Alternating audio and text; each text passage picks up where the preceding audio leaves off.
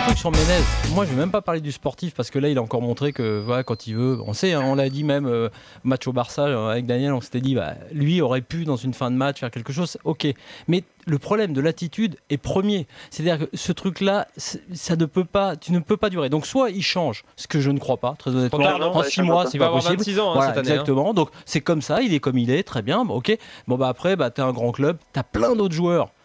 Qui ont des qualités égales aux siennes techniquement parlant et qui en plus ont une attitude meilleure. Bah, ouais, voilà. c'est ça Flo, moi je pense que tu as raison, à un moment voilà c'est ça, c'est quand un club prend le chemin que veut prendre le Paris Saint-Germain, bah, tu te dis Menez t'es bien beau, t'es bien gentil mais... On va le laisser sur le chemin bah, oui mais toi tu ferais quoi moi surtout je serais un coach. Non mais faisons ça, commençons Jean-François, tu as autant de moyens qu'à le PSG et tout. Cet été tu... C'est la pomme qui peut te pourrir ton panier.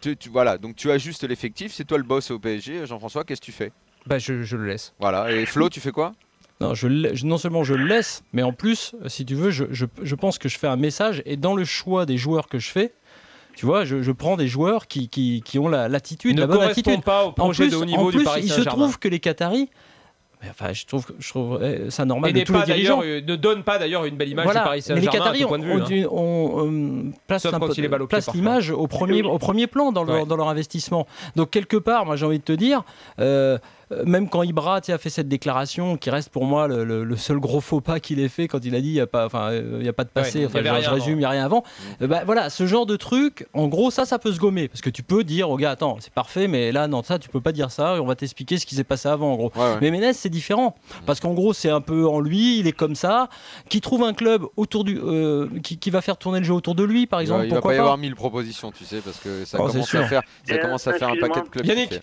Mais bon, parlons des points positifs après tout. Excusez-moi, un truc qui est super étonnant, c'est que quand même à la mi-temps, il passe à rien du tout de prendre un rouge, et personne dans le staff, Makelele, personne va aller le chercher. Je pense que quelqu'un quand même dans le vestiaire lui a dit. Non, franchement. Ils ont dit, si, bien sûr, ils ont quand même dû le calmer. Mais c'est quand même étonnant, enfin, c'est là où tu vois. Personne n'était cherché sur le terrain pour dire, et personne n'a senti le truc venir. Peut-être en effet qu'il y a une espèce de laisser aller le concernant en se disant de toute façon il n'y a plus que 5 matchs et puis après il s'en va. Mais ce qui est quand même étonnant, et c'est là où tu te dis que le garçon va difficilement évoluer à son âge, c'est qu'il sait pertinemment, Menez, maintenant que en gros tous les matchs du PSG sont télévisés, extrêmement regardés, et chaque image est scrutée, et maintenant on essaye de savoir ce que les gars disent même quand on les entend pas, et on l'a vu insulter gravement l'arbitre. Face caméra, ça se voit, il le sait, le gars. Je sais pas, moi, c'est. Si tu veux, ceux qui terrible, mais c'est pas bon pour l'image de son club aussi. Moi, je suis dirigeant du PSG, ça m'énerve de voir un joueur qui donne cette image-là. Ceux qui ce soir se focalisent sur ce qu'aurait pu dire Monsieur Chaperon, parce que peut-être qu'il a dit quelque chose, se trompent de débat. Parce que quand il advienne, il a pas réagi comme ça. Mais oui, voilà. Je veux dire, à moins. Alors voilà, à moins qu'il y ait une phrase incroyable, mais je ne crois pas parce que j'ai pas entendu la PSG et la com sortir et monter au créneau. Le plus exactement. Irréprochable de la Ligue 1. Je pense qu'il l'a chambré. Voilà. Je pense qu'il l'a chambré. Ça, j'en suis quasi persuadé parce qu'il y avait une raison à cette réaction. Mais justement, quel que soit le truc, si tu veux montrer que tu évolues, que tu as changé, que tu machin, bah tu fais pas ce que tu as fait effectivement, comme tu le dis, devant toutes les caméras. Yannick, merci.